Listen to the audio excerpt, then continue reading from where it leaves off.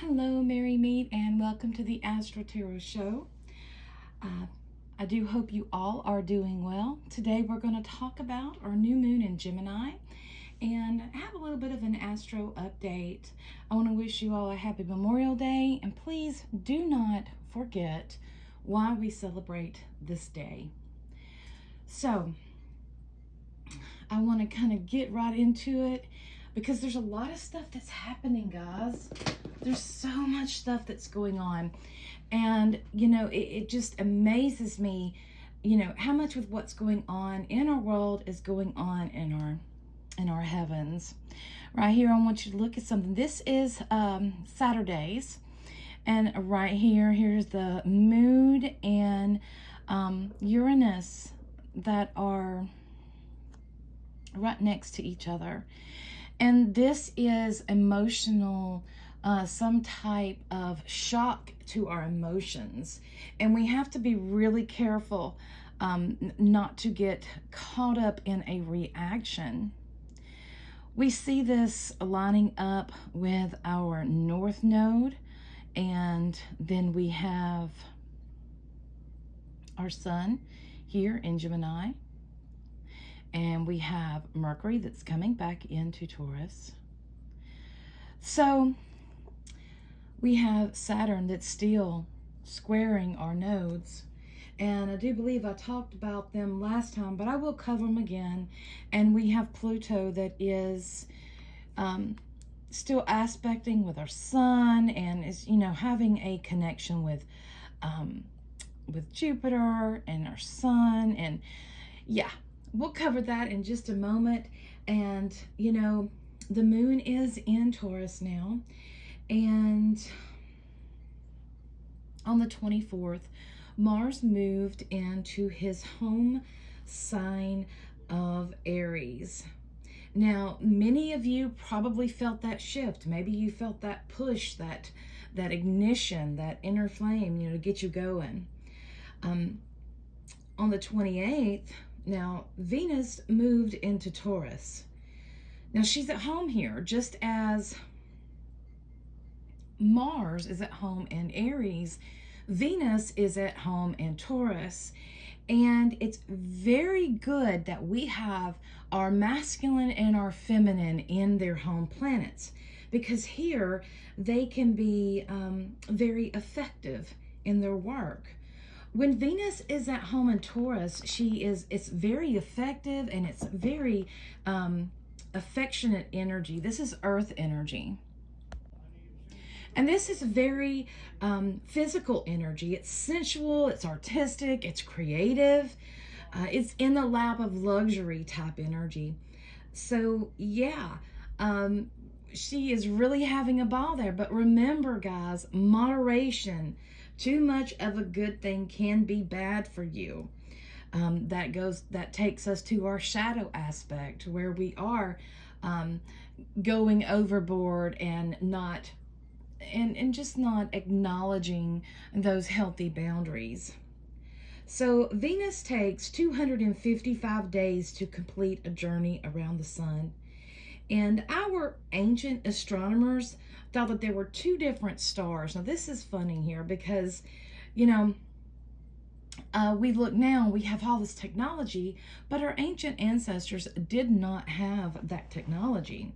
So, depending on how Venus was appearing to us, she either brought in the morning, I should say. She was the one who brought in the morning to bring it forth, ushered it in, as well as bringing in the twilight time. So she was the first thing you saw in the morning and the last thing you saw at night. And it's very interesting to me to note that the Sumerian goddess Inanna was known for that as well. So let's face it, many religions come out of Sumer. So here we have war and love. And Venus came around when Venus came around, the patriarch had already began to develop. So in this process, the female was split. She couldn't be a warrior and a lover at the same time. She could either be this lover or she could be this warrior. And I do believe, and from the many of the books that I read, from the salting of the fields of Poseidon done, and so forth, there was a lot of taking away the warrior strong type of the feminine. Now she will join Pallas in Taurus at 12 degrees, and then we'll meet up with Uranus, and then the North Node. And this is through here. So you see, right there she is. She's going to meet up with Pallas Athena. And when she does, this is when this combination is going to come. You have Athena, that is she was the warrior goddess, and then we have Venus here. So this is very important, especially in an earth sign. This is really giving the divine feminine energy really good foundation to stand up on. This is really good for the feminine as the feminine is rising. And this is just cycles that, things go in cycles. So we won't get into all of that, but we will talk about this. So this is, and here's Eris. Eris is right here in Aries. So you can also see where Eris is Ares's sister. So, yeah. And here's Mars. There's Mars right there. Or right here. So, yeah, she's really going to be, she's going to gain some of that inner strength back. She's going to remember that, not only can she be sexy and sensual and affectionate, she has that other side of her that says, wait a minute, you've went too far. She is able to stand up for herself and to stand up for, what she loves and what she values and so forth. So when we had the lunar eclipse in Scorpio, this was really about letting go of the past and what doesn't serve us. So when we come to Mars being in his home planet and the Venus being in their home signs, not planets, but they're our planets. When Mars and Venus are masculine and are feminine, when they are in their home signs, this is miraculous. This is about stepping into the truth of ourselves. How far will I step out of my own authenticity to play the game? I was talking to a friend of mine, and we were talking about, different things that people do, such as being an entrepreneur, starting their own business, and then versus the people who work for companies and, have that regular 9-to-5 job. Well, the difference is that those people are still chasing after their dream. We all have a dream, and we all have this idea of what we want to do in the world. And as we are growing, as we are within our society, we start learning our place where society wants to put us. And then we start listening to the outside of what we need to do. Thus, we leave our dreams and our desires, and, we leave that behind. So now people are getting to the point, because of everything that's happening, we're being shown that the foundation that we thought we had, with Pluto and Capricorn, the foundation that we thought we had is not stable. There's a lot of problems. There's a lot of things that need to be cleared out. So people are saying, you know what? That is not me. I'm going to be authentic. I'm going to show up in the world as myself, doing what I do best. And that is a definite shift of energy. Mars is, I am me. Mars is all about, this is me, accept me for who I am. this is it. Mars is masculine energy. So he brings structure and order, clarity and purpose. And Venus is the earth. This is water and love and joy, emotion. So when we look at the nature of it, we have that the masculine penetrates the feminine and reveals a totality of an amazing wonder. Isn't that beautiful? Think about pollination. You know, when life is being formed, when the masculine and feminine come together, this is a newness that is coming. This is a new creation, so to speak. So this is beautiful energy. It's open, it's creative, you know, and this time of year, the flowers are blooming, birds are out. I mean, everything. I sit every morning out on my porch when humidity willing, and I listen to the birds. I watch the butterflies, all the hummingbirds are back again. It's just beautiful. Everything is blooming, and it is definitely the time to come into ourself and to who we are. Now, I want to talk about Saturn a little bit, as I touched on him, as he is squaring the nodes still, and he is squaring these, so he's cornering them, and he's saying, hey, it's time to say bye to old and to what's new. It's time to release that. These old ideas that divide, these old ideas that want, that when people want control over others, those ideas are something that is old. The whole, institutions taking over and ruling everything, that is old energy. That is old patriarch energy. And that is not energy of expansion. That is not energy of creativity. That is not the energy of growth. That is the energy of being entrapped, of being where you have to be a certain way, not of having the freedom to choose. And he's saying it's time to make a decision. And, with Mars and Venus, the shift, the total lunar eclipse in Scorpio shift that happened, and the best thing that I love about astrology, and people do not believe me, but astrology can show us a future. It can give us a map to what's coming, what energies, or I should say cycles, the different cycles of our earth and our universe, what is unfolding. It shows us that.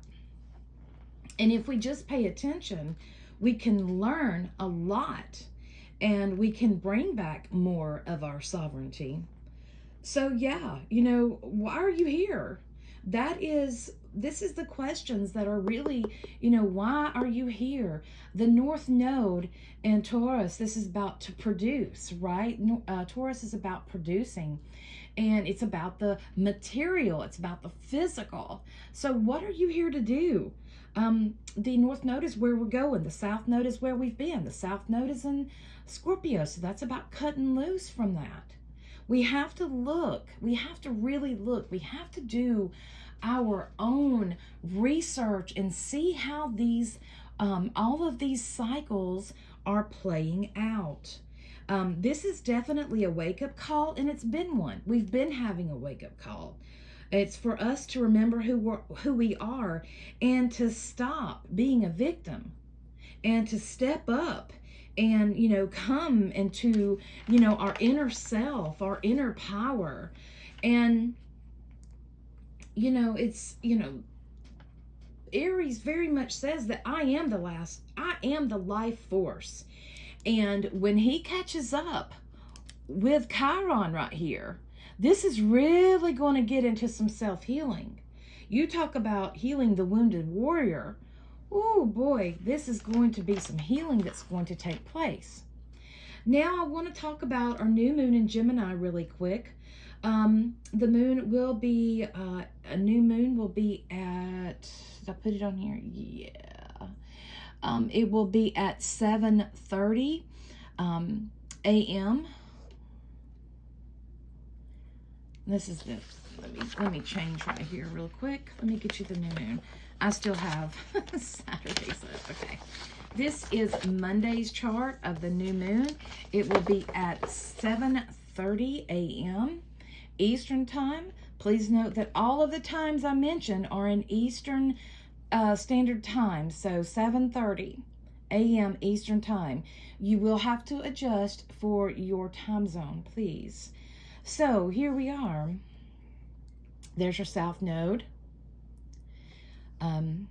Here's Saturn. You see how it's squaring and squaring right there. There's the moon and the sun, or the moon and sun right there.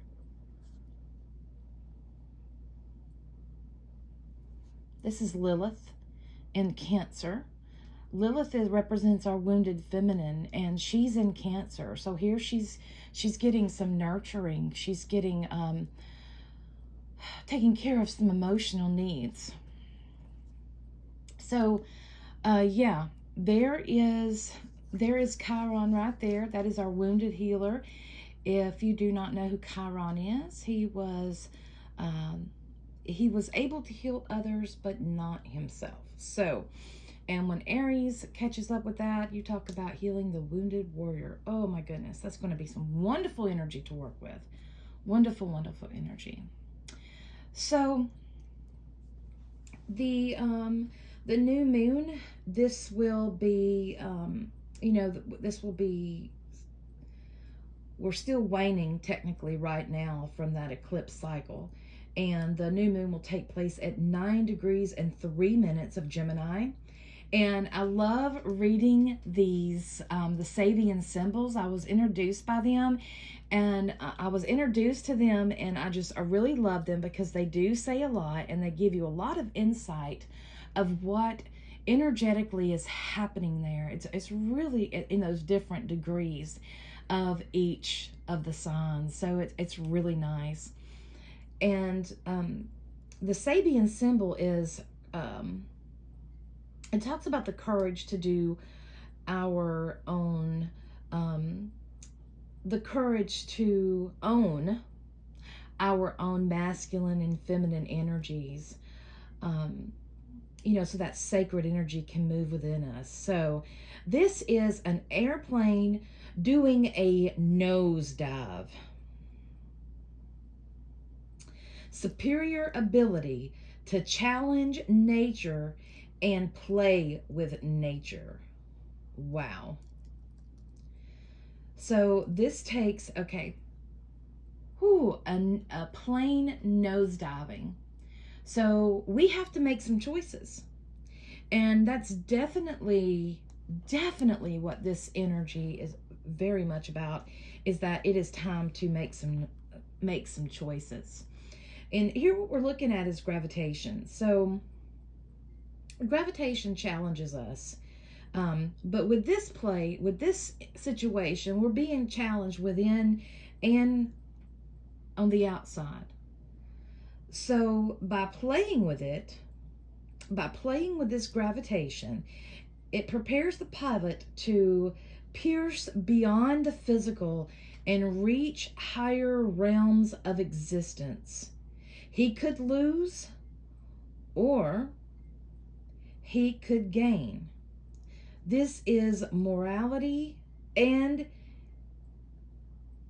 this is mortality and immortality. This is about a finality.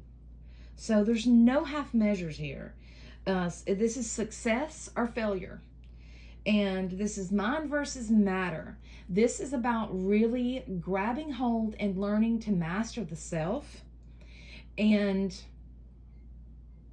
to master the self, you have to be in control of your emotions. You cannot allow, you cannot allow situations to take you outside of yourself.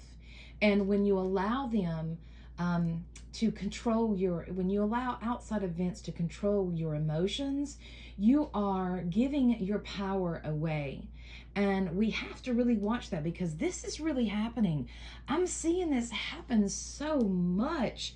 And there's a lot of traumatic stuff that's going on right now. There really is. But we have to come to a point where we have to detach just a little bit, and we have to get control over ourselves again.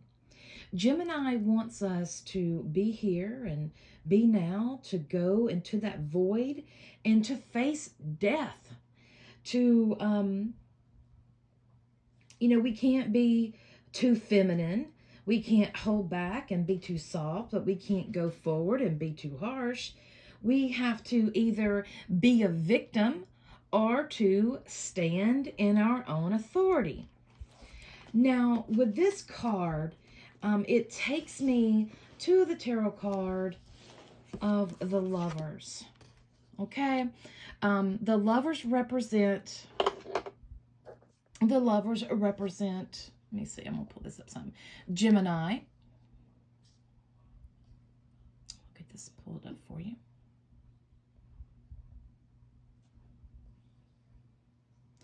Gemini is an air sign. There we go. I just want you to get a good picture of that. Okay. So, yeah. This is the feminine energies. This is the masculine energies. And this is supposed to be Raphael. And Raphael is healing, and it represents harmony. It's about being in alignment and listening to our higher self. You'll notice the male consciousness looks at the female, the subconscious, which is looking up at the higher self, getting guidance from the higher self. Gemini, again, is an air sign. It's mutable, and it is about communication. It's the third sign of the zodiac, and this is about socialization.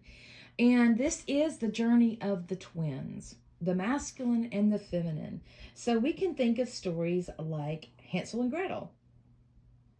Okay? So here, the number 6. The number 6 is about compassion. It's about nurturing. This is about love and faith, devotion, balance within. Many people think by getting this card, it means, oh, I'm going to have a lover. That's not what it's talking about. This is about the masculine and the feminine energies within us. Now, sometimes it can, it depends on other cards, but this is what this is talking about. Relationships serve as a mirror for our own duality, and it's about accepting differences. When we accept all differences, we see that we are one. We find synergy. We bring clarity to relationships. And this is yin yang. This is the sun and the moon. This is a lot of polarity here. This is definitely reminding us of the polarity that we live in this world. And it's about choice. This is about choice. All matters of relationships. And when I say relationships, I mean every single one of them. So the key discussion that is really made here is discernment. And discernment is a big word for some people. I'm not being ugly, but it's a word that many people do not know. We have to discern, meaning that we have to be mindful of what we say, what we do, and what choices that we make. Are we making choices from our ego, or are we making choices using, connecting and listening to our inner voice and our higher self? Do we want to elaborate on that a little bit? Yeah. So this is about, we have to, again, this is our mental.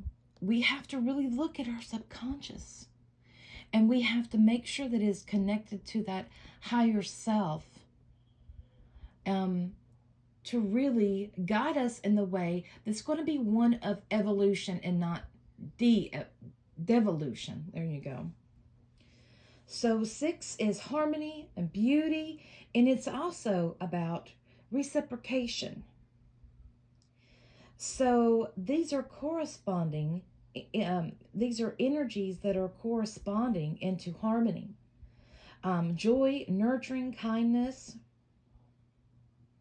So, yeah, one of the things that's really cool about this card is that it represents the 4 type of beings that are featured in the tarot, which is the angel, the man, the woman, and animals. So all are within this card. And one thing that many of us suffer from is not being in touch with our subconscious, not understanding what our subconscious is, and as well as connecting with our higher self, looking within and doing our meditation in order to connect to that higher energy. The Lover's card could be those aha moments too, but the man is looking at the woman. So he's paying attention to his subconscious. What is going on below the surfaces? He's going inward. Now behind him is the tree of life, represents, and the 12 flames represent the 12 zodiacs, the 12 physical dimensions. And behind her is a tree of good and evil. And those fruits represent the senses, and the senses, how they are perceived in the physical world. So the tree of knowledge is about pain and pleasure in life. So we can either overindulge and, have addictions, have bad habits, do things that are not healthy for us as well as everyone else, or we can embrace life and learn and live in joy. We have to, this energy here is so very important. And I saw this as I was getting ready for our tarot class, and I was looking in this. I was like, this is definitely it. This is definitely the energy that this new moon is taken, is that of the Lovers. It's that of, we are at a place where we need to make some decisions. We need to make some adjustments. We need to understand another's perspective. We need to learn how to make decisions not from ego, but from a higher place. We really have to look at evolving and not devolving. And that is where we're going. We're seeing some of things step backwards, and that is not what we're supposed to do. We're supposed to go forward. But we cannot go forward and do those things that are within our highest good if we are not connected to our higher self. And this is so, you can believe whatever you want to believe. I don't want to say that, but when you see here, can y'all see that really good? You see how he is looking there, up there. So I think that is really perfect for this new moon. This new moon is really about relations, communications, and it's about understanding that we are all different. Differences isn't a problem. Diversity is a beautiful thing. You can't be me and I can't be you, and that's beautiful. That is beautiful. It doesn't matter if we're different. The problem is when it's constantly brought up. It's like it's not a big deal until you make it a big deal. We have to learn to let go of the past that doesn't serve us, that doesn't offer that reciprocation that we need. The flow of energy is something taken more than it's giving. We have to really be careful, because I'm going to blow this back out because where you can see, when we have Pluto that is still in right here in Capricorn, Pluto that's in Capricorn still. This is the United States' Pluto return right here. And while he's here, he's in these last degrees. So, you know, he's doing what he needs to do to break it apart. Things are being exposed. Things are being revealed. And it's not just with these major institutions. It's not just within governments this is happening. This is also in the archaeological world. Through archaeology, we are seeing how more and more secrets are being revealed to us. What we once thought was so isn't. Who we once thought lived in these places, they did, but there was someone else that was there before, and so forth. There's many things that's being unveiled at this moment, and we have our divine masculine and divine feminine in their home signs. And guys, let's really pull together and work as a community to allow us to go forward, to work with this energy so we can go forward and evolve, to expand into something better. We are in the age of Aquarius, and it is definitely time to start coming together and seeing this and stop getting caught up in delusions and delusions. So anyway, I'm going to close with that. I hope you have a wonderful new moon. It will be tomorrow. It will be the 30th. I'm sorry, Monday the 30th at 7:30 a.m. Eastern Time. So do your manifestations and all. And there is the card, the tarot card that is ruling this moon, the Lovers. You all have a wonderful, wonderful new moon and week, and I'll see you next time. Blessings and merry parts. We merry meet again.